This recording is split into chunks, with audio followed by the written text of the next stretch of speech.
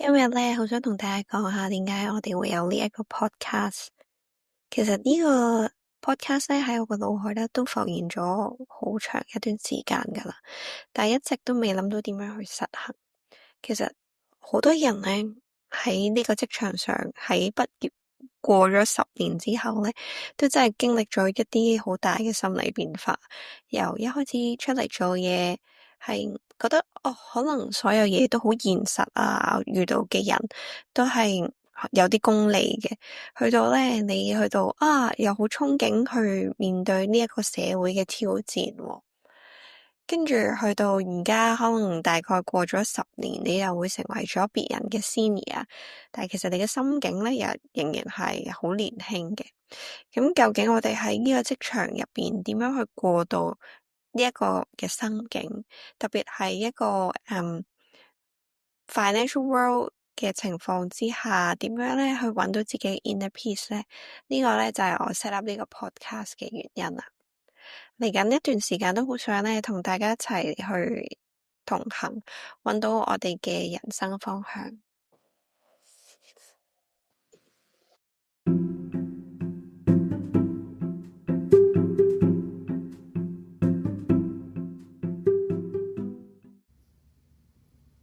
而家咧想大家一齊去諗下，你而家喺而家一份工嗰度咧，究竟你每一日做緊嘅嘢有幾多個 percent 咧係你真係好鍾意嘅？又有幾多個 percent 嘅嘢啦，你覺得係好無聊，係好 tedious，你根本就係咧每一秒咧做緊咧都係覺得好辛苦，你為嘅咧都只係咧每個月出嗰份糧。如果咧你嘅答案係咧你份工入邊咧所有時間咧都真係好辛苦，同埋咧你而家即係要你好快咁樣諗咧一樣嘢，你都諗唔到一樣咧係你鍾意嘅，咁呢一份工咧可能咧都真係未必好適合你。咁但係咧如果你又諗下，其實都有幾樣嘢你係幾鍾意去做嘅。譬如可能你鍾意見客嘅時候，可以同唔同嘅人去溝通，去咧了解唔同嘅人嘅背景啊，去聽佢哋講佢哋嘅故仔啊，佢哋嘅生意係點樣去到今日嘅成就咧。如果咧你有一啲嘢咧係你都幾鍾意嘅，你都 enjoy 去做，咁呢份工咧你又可以再考慮下，係咪真係可以繼續去做？係咪喺而家咧呢一個階段入邊咧，你有啲嘢係可以好好嘅去改善嘅。可能你可以同你嘅 senior 去傾下啦，整理一下你而家個 career prospect 究竟係個 timeline 係點樣咧，先可以去到咧更高嘅職位？點樣咧先可以咧更加去streamline 到咧你而家 working process？有時可能咧未必係真係可以咁快升到職，但係咧你會唔會諗下可以點樣去將你而家嘅日常工作去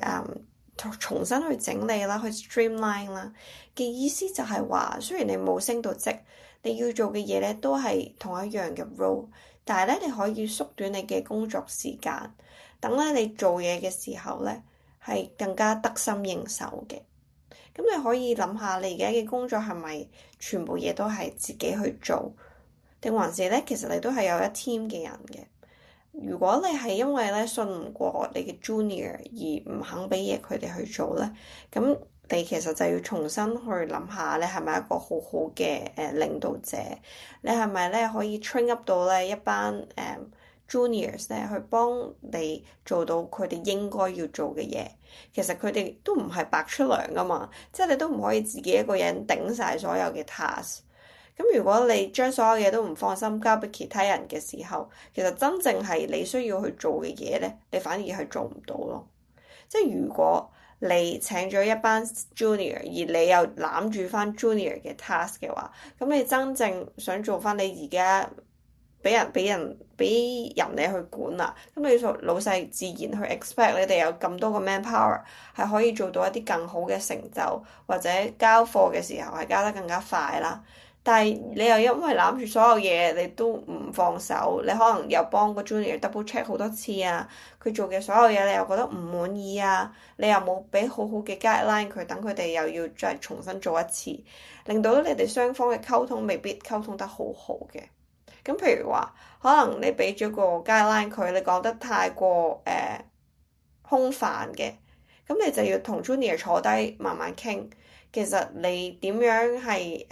更加俾啲更 concrete 啲嘅指引佢咧？其實佢係咪邊度聽唔明咧？定還是其實佢係對自己冇信心？係咪？係咪你同佢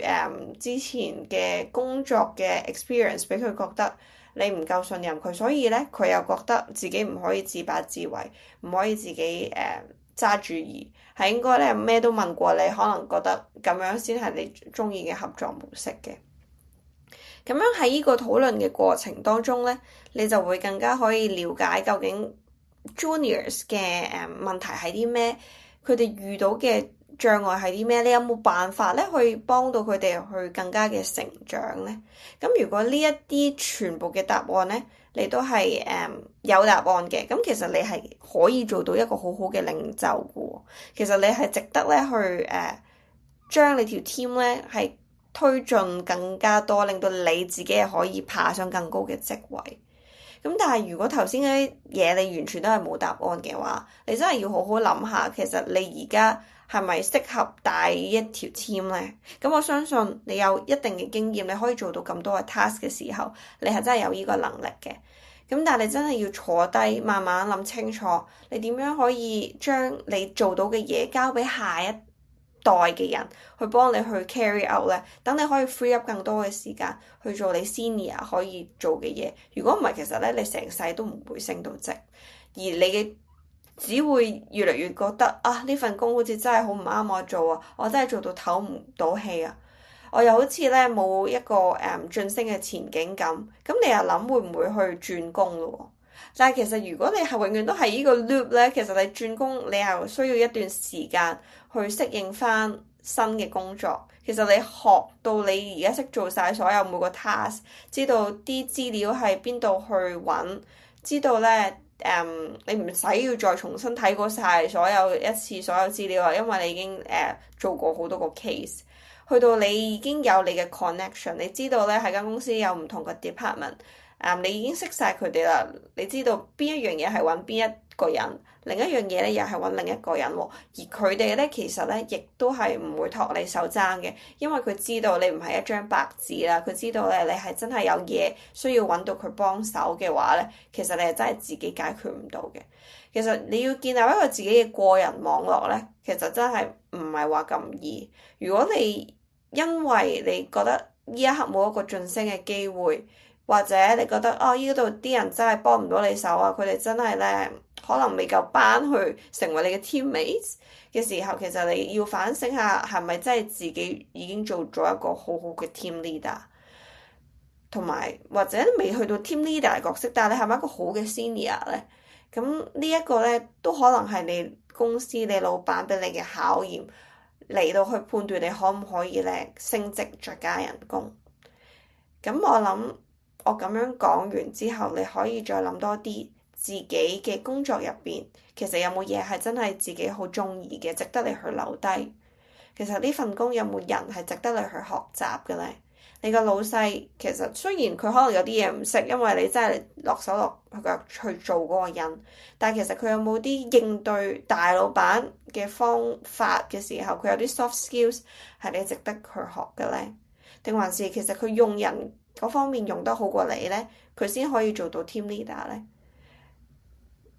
咁我覺得你將一啲嘢寫低落嚟，去再自己去反思一下嘅時候，你會得出一個答案，究竟你應該轉工定還是繼續去留低？希望咧你都可以咧有一個安靜嘅時間啦，揾到你自己內心嘅平靜，知道咧其實每一份工咧都係會有佢嘅艱難嘅地方，但係咧好多時咧，當我哋去用心去做嘅時候咧，其實咧都係會有啲咧令我哋感到欣慰嘅地方。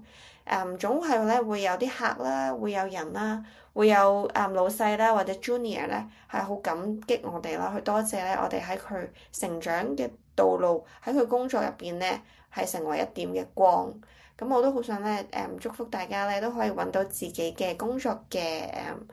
崗位嘅好好嘅位置，亦都咧希望你可以有一個好好嘅團隊可以幫到你繼續去更 efficiently 去做自己嘅 task。